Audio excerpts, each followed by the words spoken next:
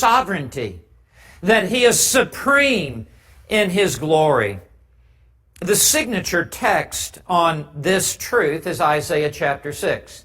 I'll never forget picking up that book by a man I did not know at that time, R.C. Sproul, many years ago, The Holiness of God. I remember opening that book and just being mesmerized chapter by chapter as he unfolded, especially this scene in Isaiah chapter 6. I remember at that time I was looking to pursue my doctorate, and I decided wherever this man is teaching, that's where I'm going to go to school. I'm just glad it was in the United States and on this planet, or I would have had to have gone to another planet, I guess, to sit at his feet. But the way that he unfolded this text was jaw-dropping for me. It was knee-bending for me. It was heart-enlarging for me as I was overwhelmed, as I had never been before, by the sheer, awesome holiness of God. Isaiah 6, verse 1, you know the text. In the year of King Uzziah's death, I saw the Lord. King Uzziah had ruled over Israel for some 52 years. The boy king, age 16, assuming the throne. And for most of his reign, he reigned and ruled in prosperity and advancement of the nation. You recall how he became drunk with his own power and became blinded by his arrogant pride, and he stormed into the temple, and despite the protests of the priests, he barged in where he was forbidden to enter, and God struck him with leprosy. And when he died, it was jolting for the nation. It was in that crisis that Isaiah entered into a place to seek God. He turned to God. And it was in that experience that he saw the Lord. He was given a vision of the true king. Israel's throne was now vacant. And Isaiah sees the true king, the King of kings, the Lord of lords, none other than God Himself. And how did he see God? He saw God in the towering, transcendent majesty of His holiness. I saw the Lord sitting on a throne. He is seated in that He is actively presiding as the sovereign Lord of history, the one who removes kings, the one who has removed this king, the one who will raise up His successor. I saw Him sitting on a throne, lofty and exalted, towering above, towering in His transcendence.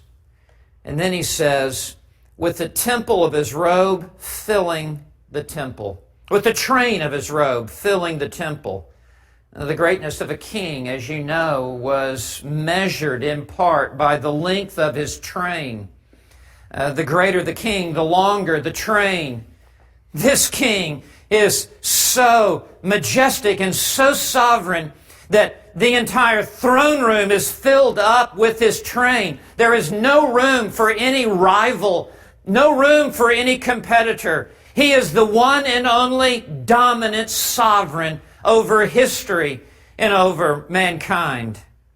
And as He peers into this heavenly scene, seraphim, the word means burning ones. They are burning in their passion for God, burning in their intensity for God. Those who are closest to God are most on fire for God. You cannot be in the presence of God and be unaffected by the awesomeness of who God is. And the closer they draw, as they are in the immediate presence of this high and lifted up God, they are intensified with passion and devotion and energy to serve this God. There is no lackadaisical spirit here. There is no casual worship here. Seraphim stood above him, each having 6 wings. With 2 he covered his face, sensing their complete unworthiness to even be in the presence of such an infinitely holy God. They cover their face, unable to even look directly into the blazing light of His resplendent glory. And with 2 he covered his feet, as Moses covered his feet as he stepped onto holy ground, signifying that a servant is unworthy to be in the presence of their master. And with 2 he flew, eagerly ready to be dispatched from the throne. Those wings, those 2 wings flying, ready to be commissioned and to dart off into the universe and to carry out the will and the work of God. They are sitting on ready to do the bidding of this holy God. And one called out to another, this antithetical worship canopying over the throne of God.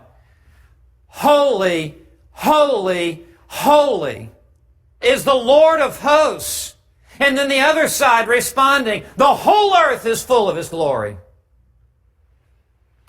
Declaring His holiness, they, like royal attendants and kingly servants around the throne in this stately court, declaring the holiness of this King who is seated upon His throne.